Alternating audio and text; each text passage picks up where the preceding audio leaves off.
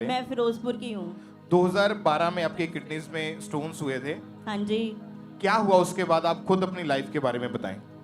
2012 से मुझे हर 2 साल बाद ना किडनी स्टोन हो जाते थे, कभी राइट किडनी में, कभी लेफ्ट किडनी में। कभी मुझे फ्लश थेरेपी लेनी पड़ती थी, कभी मुझे एडमिट होना पड़ता था। और मैं एक स्टाफ नर्स हूँ, कभी मुझे ना अपने हाथ में कैनुला लगा के भी ड्यूटी करनी पड़ती थी। उसके बाद मैं दिल्ली चली गई, दिल्ली में मेरी जॉब थी और वहाँ पे भी मुझे ना 2 साल बाद ऐसे किडनी स्टोन्स हो जाते थे। और मुझे डॉक्टर्स एडवाइस करते थे कभी कभी कि आप सोडा पी लिया करो, आप बियर पी लिया करो, कि उसमें डायरेटिक होता है और यूरिन के थ्रू स्टोन निकल जाते हैं। और ऐसे जब मैं ड्यूटी करती थी मेरी बॉडी पूरी स्वेल्ड हो जाती थी, आई स्वेल्ड हो जाती थी, पैर स्वेल्ड हो जाते थे और मुझे पेन बहुत रहता था। और जब पेन रहता था मुझे आधी रात को उठ के हॉस्पिटल जाके इंजेक्शन लगवाने पड़ते थे और मैं इस कारण ना बहुत परेशान रहती थी।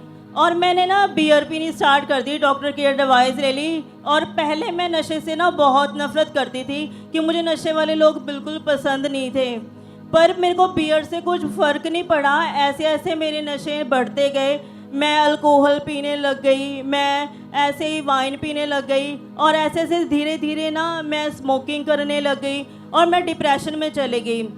उसके बाद मैं 2015 में मेरी मदर की डेथ हो गई, जिसके कारण मैं बहुत डिप्रेशन में चले गई।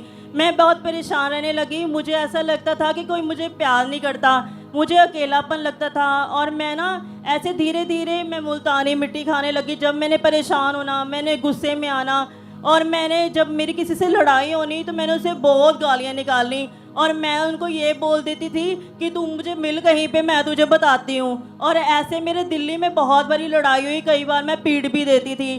पर मैं कभी कभी मैं बहुत परेशान होती थी अकेले, कभी कभी रात को मुझे नींद भी नहीं आती थी और मेरी एज इतनी हो गई थी कि मेरे लिए कोई रिश्ता भी नहीं मिलता था।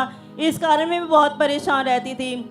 फिर एक बार मुझे चर्च के एक ब्रदर ने खामड़ा चर्च के बारे में बताया और मैंने बोला ये कौन सा चर्च है, तो कहते हैं ये पास्टर अंकल नूरुल्लाह का चर्च है। मैंने बोला पास्टर्स तो ना ऐसे ही होते हैं, ये बड़ा आया है। मैं ऐसे बोलने लग गई। तो मैंने अचानक ही ना एक दिन यूट्यूब देख रही थी तो अपोस्टल जी की ना टेस्टमनी आ रही थी। जब मैंने टेस्टमनी को सुना मैंने बिल्कुल बिलीव नहीं किया। मैंने बोला कि ये कंप्यूटर इंजीनियर है, इसको क्या ज़रूरत पड़ी है प्रचार करने की, एवं पखंड करते हैं। फिर मैंने वो टेस्टमनी बंद कर दी। फिर अगले दिन मैं ऐसे ही परेशान थी और मैं ऐसे ही फ़ोन देख रही थी और उसमें ना चर्च की ना टेस्टमनीज आ रही थी। तो मैंने बोला ये ना सभी पैसे दे के खड़े करते हैं पीछे, ऐसे ही तमाशा ही है ये, मैंने नहीं देखनी। फिर मेरा मन फिर चेंज हुआ और मैंने बोला कि चल मैं ना देख लेती हूँ, कोई बात नहीं। फिर ना एक टेस्टमनी आ रही थी फिब्रॉयड यूट्रस की, तो कैप स्कैनर की ना वहाँ रिपोर्ट थी। तो कैप स्कैनर का मुझे पता था कि वहाँ की रिपोर्ट कभी गलत नहीं हो सकती। मैंने बोला फिब्रॉयड यूट्रस कभी ऑपरेशन के बिना नहीं निकल सकता, तो ये कैसे निकल गया। मेरा थोड़ा सा ट्रस्ट बना तो मैंने ना ऐसे ही चैलेंज कर दिया। मैंने बोला कि अगर ये सच है ना तो मेरी लाइफ में अपनी लाइफ को चेंज कर दूंगी और मैं मतलब कि मैं चर्च जाना, मैं यहाँ जाना शुरू कर दूंगी। तो मैं ना ऐसे ही सो गई रात को। मुझे ना अचानक अपोस्टल जी का ना सपना आया कि अपोस्टल जी आए और मैंने कभी अपोस्टल जी से कभी बात नहीं की, ना किसी से बात की। मुझे ड्रीम ये आया कि अपोस्टल जी आए और जहाँ मुझे बहुत ज़्यादा पेन होती थी उन्होंने टच किया और अर्ली मॉर्निंग ना मुझे यूरिन का इतना प्रेशर हुआ कि उसके बाद मुझे कभी स्टोन नहीं हुए, किडनी स्टोन नहीं हुए। और ऐसे ऐसे मैंने धीरे धीरे वचन को सुनना शुरू किया। खुदा ने मेरी लाइफ को चेंज किया, मेरे अकेलेपन को चेंज किया, मेरे डिप्रेशन को चेंज किया। मैं कभी कभी ना गांजा सिगरेट में भर के पी लेती थी और मैं नीट दारू पीती थी और मुझे ऐसा लगता था कि मैं कभी इस प्रॉब्लम से निकल नहीं सकती और मुझे कोई निकाल नहीं सकता। और सबसे बड़ी बात, जब मैं अपने घर जाती थी ना, मेरे पापा भी ड्रिंक करते थे, मेरे एक ब्रदर आर्मी में है, उनको फ्री में दारू मिलती थी।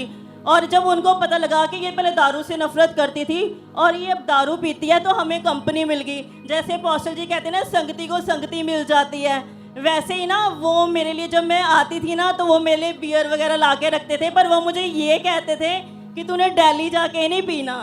पर ऐसा नहीं हुआ, जिसको लत लग जाए वो तो कभी छोड़ नहीं सकता।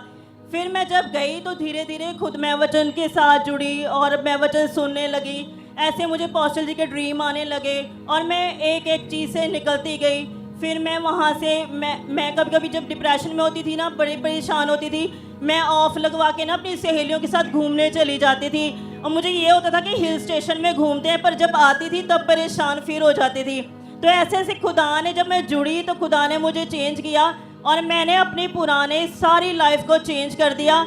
यहाँ तक कि मेरे पापा ने मुझे छोड़ दिया, कहते कि तू क्यों ऐसे कर रही है, तू चर्च क्यों चेंज कर रही है। आप जो नशे करते थे, अभी कोई नशा नहीं करते आप? नहीं, मुझे 7 इयर्स हो गए, मैंने नशा छोड़ दिया है। और इसी वजह से आपकी मैरिज भी नहीं हो रही थी, आपकी मैरिज भी हो चुकी हाँ है। जी, अब मेरी मैरिज भी हो चुकी है। मेरे हस्बैंड बहुत अच्छे हैं, वो बहुत ब्लेस्ड हैं, वो मेरे साथ बहुत कोऑपरेट करते हैं। मुझे उन्होंने परमिशन दी कि तू जलंधर में जॉब कर ले, कि तू चर्च जाती है, तो मैं जलंधर में जॉब करती हूँ। तारीफ करें उस जीवित परमेश्वर की इस बड़ी गवाही के लिए।